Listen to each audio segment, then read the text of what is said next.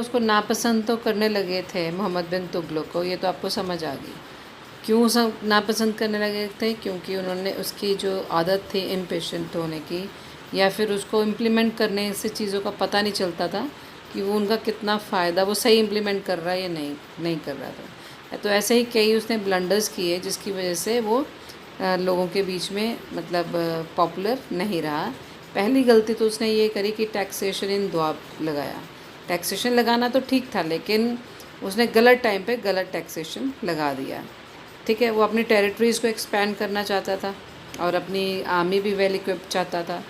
अपनी आर्मी को इक्विप करने के लिए उसने अपना टैक्स इंक्रीज़ कर दिया। कौन कौन से एरियाज़ में? गंगा यमुना दोआब रीजन में। ये क्यों यहाँ पे उसने इंक्रीज़ करा टैक्स? क्योंकि ये जो एरिया था ये फर्टाइल था और यहाँ से इजीली जो है फार्मर्स यहाँ के जो है इंक्रीज़ टैक्स जो है पे कर सकते। लेकिन ये जो टाइम था वो टैक्स लगाने का ठीक नहीं था, क्योंकि उस ऐसे टाइम पे उसने टैक्स लगा दिया जब वहाँ पे फैमिन था। ठीक है, जब वहाँ पे अकाल पड़ गया था, सूखा पड़ गया था, जिसकी वजह से लोग जो हैं पेजेंट जो लोग थे वो उसके अगेंस्ट हो गए और उसके अगेंस्ट उन्होंने रिबेल कर दिया। तो मोहम्मद बिन तुगलक ने रियलाइज़ किया अपनी फ़ॉल्ट को और उसको ठीक करने की कोशिश करी। कैसे ठीक करने की कोशिश करी? उनको उन पेजेंट्स को लोन्स ऑफ़र करके। पर जो डैमेज उनका ऑलरेडी हो चुका था तो वो अब रिपेयर नहीं हो सकता था, क्योंकि जो टैक्स जो उसने ऑलरेडी लगाया था जब फैमिन के टाइम पे, अब वो डैमेज जो फैमिन की वजह से हो गया था वो उसको रेक्टिफाई नहीं कर सकता था।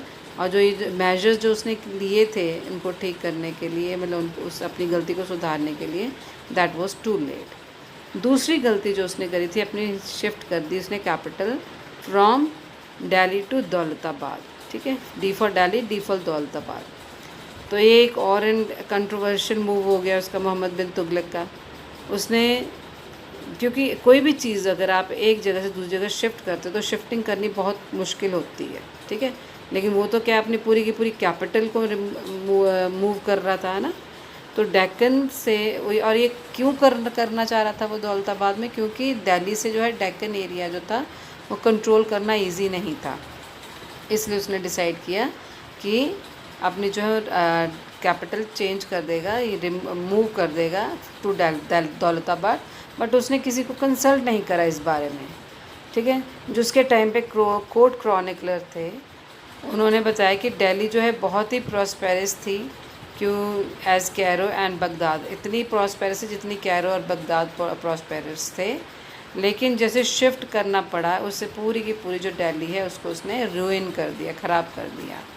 जो पीपल थे वहाँ के दिल्ली के थे वो इस मूव से बड़े इनकन्वीनियंस थे, मतलब उनको इनकन्वीनियंट नहीं लग रहा था कि किंगियों के पास तो इतनी जान भी नहीं थी कि अपनी जर्नी को कंप्लीट कर सके, और वो रास्ते में ही मर गए। 2 साल के बाद उसने रियलाइज़ करा कि उसने ये काम जो है, जो शिफ्टिंग है, वो उसका राइट डिसीजन नहीं था, और उसने फिर से जो है अपनी कैपिटल वापस दिल्ली में शिफ्ट कर दी। ठीक है, तो फैक्ट क्वेस्ट पढ़ लेते हैं before we move to his third blunder जो उसने किया था। इब्न बटूटा जो एक मूरिश ट्रैवलर थे who lived in Muhammad bin Tughlaq's court, उसने कमेंट क्या किया था इब्न बटूटा ने? ठीक है, उसने कहा कि जो सुल्तान ने ऑर्डर कर दिया दिल्ली को खाली करने के लिए, जब ये सर्च किया गया कि कोई दिल्ली में है या नहीं है, तो कौन लोग दिल्ली में मिले? सिर्फ जो लोग क्रिपल थे और जो लोग ब्लाइंड थे, जो नहीं मूव कर सकते थे उस जगह से, बाकी सबको वहाँ से मूव करना पड़ा। Next comes your bronze currency, जो उसने तीसरा ब्लंडर जो उसने गलती करी थी। ठीक है, क्यों उसने ब्रॉन्ज़ करेंसी को स्टार्ट किया था? क्योंकि सिल्वर जो करेंसी थी वो शॉर्टेज हो गई थी बिटवीन द ईयर 1329 से लेकर 1330, यानी कि 1 साल के बाद। तो मोहम्मद थॉट कि जो कॉपर और ब्रॉन्ज़ जो कॉइन्स होंगे वो इशू कर देंगे, लेकिन गलती उसने ये कर दी कि ब्रॉन्ज़ कॉइन्स की भी उतनी ही वैल्यू रखती जितनी सिल्वर कॉइन्स की थी। अब लोगों ने क्या करना शुरू कर दिया, जो कॉपर और ब्रॉन्ज़ कॉइन्स थे उनको तो उन्होंने यूज़ करना शुरू कर दिया, और जो उनके सिल्वर कॉइन्स थे उनको उन्होंने होल्ड करके रखना शुरू कर दिया। मीन्स उन्होंने उनको छुपा के रखना शुरू कर दिया, जमा करके रखना शुरू कर दिया। और जो चीप कॉइन्स थे उसको ट्रेड के लिए यूज़ कर दिया जाता था। ठीक है, अब ये बहुत बड़ा चैलेंज हो गया था। क्यों बहुत बड़ा चैलेंज हो गया था? क्योंकि ये सस्ती चीज़ थी, आप उनकी ब्रॉन्ज़ और जो कॉपर था, तो लोगों ने क्या करना शुरू कर दिया, ये वाले कॉइन्स जो ब्रॉन्ज़ और कॉपर के, वो अपने घरों में ही उनकी कॉइन की मिंटिंग करनी शुरू कर दी। मतलब अपने फैक्ट्रीज़ जो उन्होंने कॉइन्स की घर पे ही लगा ली थी। जैसे अब आप देखेंगे इंडिया पाकिस्तान में प्रधानमंत्री ने क्यों डिमोनेटाइजेशन किया? क्योंकि पता चल रहा था कि जो पाकिस्तानी लोग हैं वो इंडियन करेंसी को मतलब अपने आप ही वहीं पे उसको वो कर रहे हैं, छाप रहे हैं। तो ऐसा काम उस टाइम में हुआ। मोहम्मद बिन तुगलक के लोगों ने अपने आप ही घरों में कॉइन्स छापने शुरू कर दिए और बहुत ही मुश्किल हो गया था कि जेन्युइन कॉइन्स कौन से हैं और कौन से लोगों ने छापे हुए हैं। तो बाद में जो ये कॉइन्स को रिकॉल कर लिया गया और जिससे जो है स्टेट की ट्रेजरी पे बहुत ज़्यादा असर पड़ा। जो लास्ट डे थे मोहम्मद के, वो उसके जो लोगों के साथ जो रिबेल्स हो रहे थे उनको सप्रेस करने में निकल गए थे। और ये इतना मुश्किल था क्योंकि एम्पायर बहुत ज़्यादा बड़ा था और कम्युनिकेशन लोगों के साथ उसके कम था, तो इसलिए रेबेलियंस को सप्रेस करना उसके लिए इजी टास्क नहीं था। अब इससे क्या हुआ, this resulted in the disintegration of Tughlaq, है ना, और होल्ड मैनी रीजन्स। तो बहुत सारे जो रीजन्स है जहाँ पे तुगलक राज कर रहे थे वो टूट गए, डिसइंटीग्रेट हो गए और इनसे 2 किंगडम्स इमर्ज हुई जिसका नाम था, एक तो नॉर्थ डेक्कन में उसका नाम था बाहमनी किंगडम और एक साउथ डेक्कन में जिसका नाम था विजयनगर एम्पायर। तो ये 2 किंगडम्स जो हिंदू किंगडम्स थी ये इमर्ज होगी after the disintegration of Tughlaq empire. अब आते हैं नेक्स्ट मोहम्मद बिन तुगलक के बाद फ़िरोज़ शाह तुगलक, जिसका टाइम पीरियड था 1351 से लेके 1388 CE तक। ठीक है, तो फ़िरोज़ शाह तुगलक जो थे वो मोहम्मद बिन तुगलक के कज़न थे। तो उसका जो रीन है, जो उसका राज्य है, वो इस तरह से मार्क किया जाता है कि उसके टाइम में बड़ी शांति हुआ करती थी। ठीक है, उलेमास को भी वो बहुत खुश करके रखता है। जैसे मोहम्मद बिन तुगलक के टाइम में वो उलेमास के साथ उलझा रहता था, तो लेकिन फ़िरोज़ शाह तुगलक जो है उलेमास को हैप्पी करके रखता था और वो हमेशा अपनी किंगडम को कंसोलिडेट करके रखता था, मतलब उसको मजबूत बना के रखना चाहता था। उसके टाइम में इतने रिबेलियंस नहीं हुए क्योंकि उसने किसी ऐसा जो भी ब्रोकन जो से उसके एरिया से निकल टूट चुके रीजन्स थे उनको दोबारा से कंट्रोल करने की, अपने अंडर कंट्रोल करने की कोशिश नहीं करी, इसलिए रिबेलियंस भी नहीं हुए। तो बहुत सारी रिफॉर्म्स लेके आया वो अपनी एडमिनिस्ट्रेशन में, अपनी किंगडम में। एंड जैसे अल-बरानी थे, इस तरह के स्कॉलर्स को बहुत ज़्यादा वो पैट्रनाइज़ करता था, उनका बहुत रिस्पेक्ट करता था और उसने लोगों की वेलफेयर के लिए भी अपनी प्रजा के लिए भी बहुत सारा कंट्रीब्यूशन किया। बहुत सारे rest houses, gardens, tombs and मदरसाज उसने ओपन किए।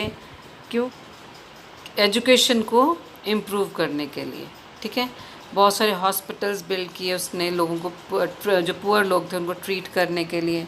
एग्रीकल्चर को डेवलप किया, इरिगेशन को डेवलप किया। कैसे डेवलप किया? उसने 5 कैनाल्स को कंस्ट्रक्ट किया और ज़्यादा से ज़्यादा जो लैंड थी अपनी कल्टीवेशन के अंडर ले आए। ठीक है, while he was well liked throughout the kingdom, his easy going nature weakened his authority also. देखिए बेटा, अगर आप ज़्यादा स्ट्रिक्ट होते हो तब भी नुकसान हो जाता है और अगर आप कम स्ट्रिक्ट होते हो तब भी नुकसान होता है। अब ये ज़्यादा लीनियट था। ठीक है, पसंद तो इसको सब लोग करते थे, लेकिन इसकी इजी गोइंग जो नेचर थी इसकी वजह से इसकी जो अथॉरिटी थी वो वीक हो गई थी उसकी डेथ के बाद। बहुत सारे रिवेलियंस हुए उसकी डेथ के बाद और जो जैसी सेंट्रल अथॉरिटी वीकन हुई, जो तैमूर था, ठीक है, जो समरकंद का रूलर था, उसने इंडिया पे इन्वेड कर दिया, मीन्स इंडिया पे क्या चढ़ाई कर दी, उसने फ़ाइट कर दिया उसने इंडिया के साथ 1398 CE में। और उसने पूरी सिटी को उसने प्लंडर किया, उसकी सारी वेल्थ ले ली। ठीक है, और लोगों की जो है लाइफ्स को बहुत ज़्यादा उसने इफ़ेक्ट किया, इकोनॉमी को बहुत ज़्यादा इफ़ेक्ट हुआ इससे। और पूरा नर्दर्न इंडिया वो था टोटल डिसआरे, मतलब पूरा नर्दर्न इंडिया मतलब तबाह हो गया था, जिसकी वजह से जो है सल्तनत का जो रूल था वो रिड्यूस हो गया था। ठीक है। अब उसके बाद नेक्स्ट डायनेस्टी आती है आपकी सैयद डायनेस्टी, जिसका टाइम पीरियड था 1414 से लेके 1451 सीई तक थी, उसने फाइंड आउट की थी। अगर आपसे क्वेश्चन का who is the founder of Sayyid dynasty, तो you should know Khizr Khan the viceroy of Timur was the founder of Sayyid dynasty. तो 1414 सीई में उन्होंने ये फाइंड आउट की, लेकिन जो लास्ट रूलर था इस डायनेस्टी का वो कॉम्पिटेंट नहीं था, और जो बहलोल लोदी था उसने असेंड कर लिया 1451 में ये इसका ये जो दिल्ली सल्तनत का जो था थ्रोन। ठीक है, तो बहलोल लोदी अब आके यहाँ पे बैठ गया। अब बहलोल लोदी के बाद जो है लोदी डायनेस्टी स्टार्ट हो जाती है, जिसका टाइम पीरियड है 1451 से लेके 1526। ठीक है, क्योंकि 1526 के बाद मुग़ल रूल स्टार्ट हो जाता है। तो लोदी डायनेस्टी जो है, लोदीज़ जो थे अफ़गानी थे, ठीक है, और इन सब में जो प्रोमिनेंट था जो वो सिकंदर लोदी थे, उसने अपनी कैपिटल आगरा को बनाया और लिटरेचर को इनकरेज किया, और उसकी जो कोर्ट था was visited by scholars from different places. ठीक है, उसकी कोर्ट को कौन कौन कर रहे थे, अलग अलग जगहों से स्कॉलर्स विज़िट कर रहे थे। उसका सक्सेसर था इब्राहिम लोदी, और इब्राहिम लोदी भी इनसिक्योर था क्योंकि राजपूत रूलर जो राणा संग्राम सिंह था मेवाड़ का, उसकी पावर से उसको इनसिक्योरिटी लगती थी, क्योंकि उसके वो ज़्यादा पावरफुल उसको लगते थे, और अपना खुद का ही नोबल जो उसका दौलत खान लोदी, उससे भी उसको इनसिक्योरिटी फील होती थी। और दौलत खान लोदी जो है पंजाब का गवर्नर हुआ करता था। तो राणा संग्राम ने क्या किया, बाबर को इनवाइट किया जो कि काबुल का रूलर था, उसने लाहौर को इन्वेड किया और उसकी वहाँ पे अपना ऑफिसर को वहाँ पे छोड़ दिया। फिर उसने बाबर ने पूरा पंजाब को कंकर कर लिया, और फर्स्ट बैटल ऑफ पानीपत जो है इब्राहिम लोदी के साथ फाइट करी इन 1526। ठीक है, अब ये जो है दिल्ली सल्तनत का टर्निंग पॉइंट था। ठीक है, और क्योंकि लोदी को इसमें हार होगी एंड और उसका रूल जो था उसका भी, दिल्ली सल्तनत का भी एंड हो गया था उसकी हार के बाद ही। और दिल्ली सल्तनत की डिक्लाइन के बाद बाबर जो है उसने मुग़ल एम्पायर जो है इस्टेब्लिश कर दिया इंडिया में। तो who was the founder of Mughal empire in India? Babur. ठीक है, अब इसके बाद हम, क्योंकि मुग़ल पीरियड स्टार्ट होता तो हमारा सल्तनत पीरियड ख़त्म हो जाता है। अब सल्तनत लोगों का एडमिनिस्ट्रेशन कैसे हुआ था, कैसे हुआ करता था। जो सुल्तान थे दिल्ली के, वो बड़ा, उनके जो रूल था बड़ा अथॉरिटेरियन था। अथॉरिटेरियन क्या कि बड़े लोग उनको बड़ी अथॉरिटी से, उसको बड़ा स्ट्रिक्ट अथॉरिटी हुआ करती थी उनकी, है ना। ऐसे उनको इस तरह से लोग सोचते थे कि ये बड़े अथॉरिटेटिव हैं, और उनके पास कंप्लीट पावर हुआ करती थी, और कोई भी अगर वो ऑर्डर दे देते तो उनको कोई क्वेश्चन नहीं कर सकता था। ठीक है, बहुत सारे ऐसे ऑफिसर्स थे जो सुल्तान को हेल्प करते थे उसके एडमिनिस्ट्रेशन में, जैसे वज़ीर हो गया, है ना। वज़ीर का काम क्या था, वो रेवेन्यू डिपार्टमेंट को देखता था। मिलिट्री पे मास्टर को जो था वो, जैसे कि मीर बख्शी, है ना। और minister who looked after religious affairs, उनको बोलते थे दीवाने रिजालत। ठीक है, जो R for religious, R for रिजालत। तो रिलीजियस के अफेयर्स को जो देखता था वो दीवाने रिजालत कहा जाता था। सल्तनत जो था वो प्रोविंसेस में डिवाइड हो रखा था, जिनको सूबाज बोला जाता था। ठीक है, और ये सूबाज आगे डिवाइड हो रखे थे शिक्स में। ठीक है, और शिक्स आगे किस में डिवाइड हो रखे थे, परगनाज में। जैसे आप कह सकते हो state divided into district divided into villages. तो ऐसे ही पहले क्या था, सूबा हुआ करता था, फिर शिक्स, फिर परगनाज। और जो ग्रुप ऑफ विलेजेस थे, मतलब ग्रुप ऑफ विलेजेस मिला के ही परगना बनाया करते थे। और जो प्रोविंसेस जो सूबेदार गवर्न करता था, मतलब जो प्रोविंसेस होते थे वो सूबेदार उनको गवर्न करता था, और लॉ एंड ऑर्डर मेंटेन करके रखता था प्रोविंसेस में। और शिकदर जो था वो शिक का हेड था। ठीक है, the affairs of the pargana were look after by the आमीन्स। जो परगना के जो अफेयर्स थे वो आमीन्स देखा करते थे। अब समझ आ गया बेटा। सूबाज को कौन करता था? सूबाज को सूबेदार करता था, ठीक है, और वो लॉ एंड ऑर्डर करता था। सूबाज को आप प्रोविंसेस भी कह सकते हो। ऐसे ही शिक्स जो थे, शिकदर उसको करता था, हेड करता था। ऐसे जो परगना होता था, परगना को लुक आफ्टर कौन करता था? आमीन, ठीक है। तो विलेज जो था मेन यूनिट था लोकल एडमिनिस्ट्रेशन का, जो विलेज का हेडमैन था उसको मुकद्दम बोला करते थे। जो चीफ ऑफिसर था परगना का, जिसके अंडर विलेजेस आते थे, उसकी क्या ड्यूटी थी? उसकी रेवेन्यू कलेक्शन की ड्यूटी हुआ करती थी। और जो कोतवाल होता था वो पुलिस डिपार्टमेंट का इंचार्ज हुआ करता था। तो सुल्तान्स ने बड़ी स्ट्रॉन्ग और लार्ज आर्मी को करा हुआ था, जिसकी वजह से वो अपनी पावर को कंसोलिडेट करके रखता था, मजबूती से रखता था ओवर हिज किंगडम। जो आर्मी थी उनके पास क्या क्या होता था? उनके पास आर्करी मतलब आर्कर्स होते थे, उनके पास धनुष और बाण होते थे। फुट सोल्जर्स हुआ करते थे उनके पास, हॉर्स सोल्जर्स हुआ करते थे, कैवलरी हुआ करती थी, और एलिफेंट्स। कैवलरी क्या होती है बेटा? यही हॉर्सेस का, एलिफेंट्स का होना, इसको कैवलरी ही बोला जाता है। अब रेवेन्यू सोर्सेज किस तरह के होते थे उनके टाइम पे? जो मेन सोर्स ऑफ इनकम था दिल्ली सल्तनत का, वो था लैंड रेवेन्यू, ठीक है।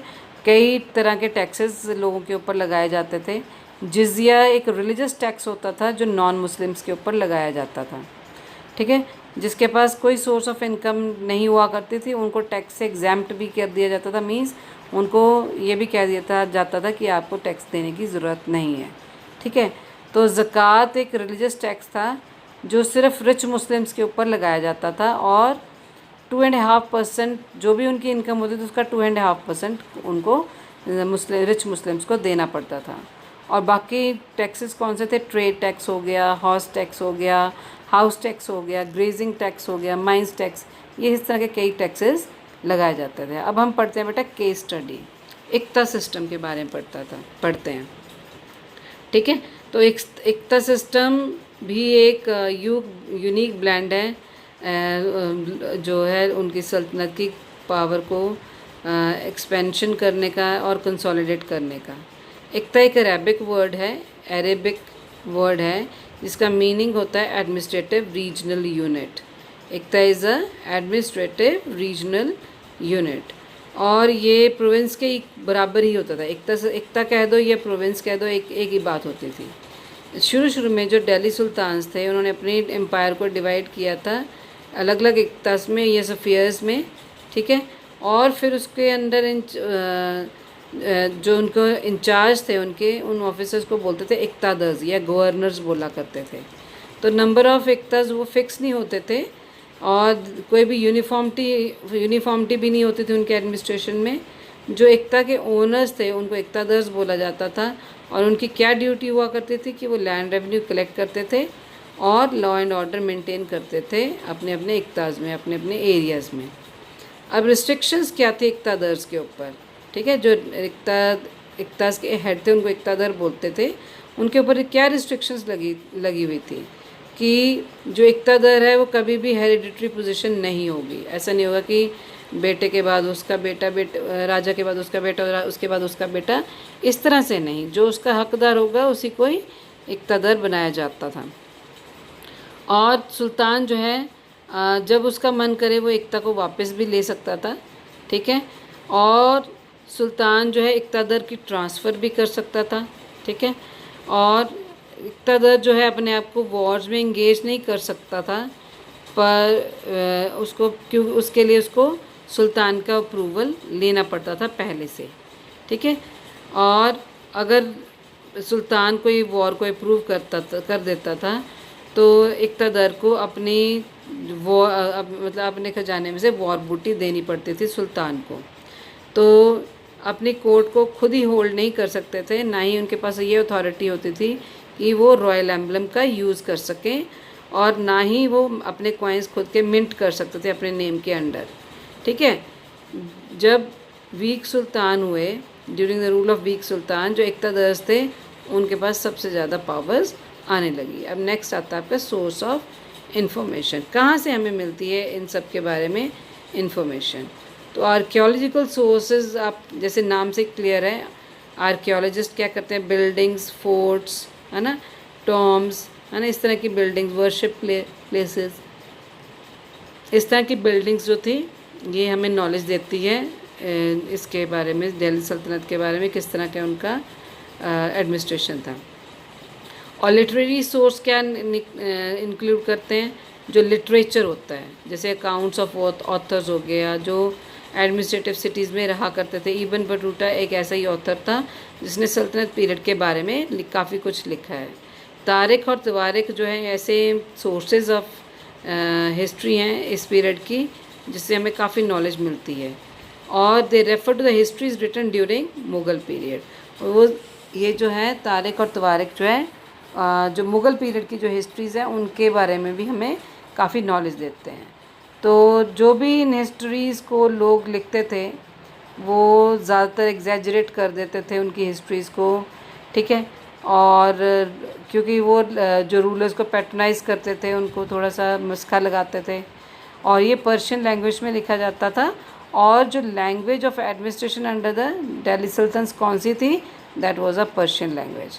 मिनहाज सिराज, हसन निज़ामी एंड अमीर खुसरो, ये कुछ राइटर्स हैं बेटा जिन्होंने दिल्ली सल्तनत के बारे में लिखा था।